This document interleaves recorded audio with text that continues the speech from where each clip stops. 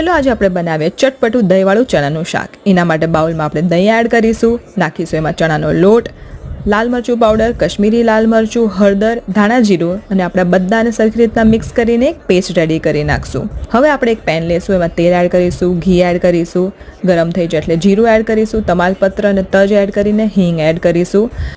હવે આપણે આમાં આપણી દહીંવાળી પેસ્ટ એડ કરી દઈશું અને આપણે એને સતત મીડિયમ ગેસ ઉપર હલાવવાનું છે। ફેટેલા દહીંના મિક્સચર નાખવાથી આ ફાટશે નહીં, સતત હલાવવાથી પણ આ ફાટે નહીં મિક્સચર। થોડું પાણી એડ કરીને આપણે એને સરસ રીતના કૂક કરીશું।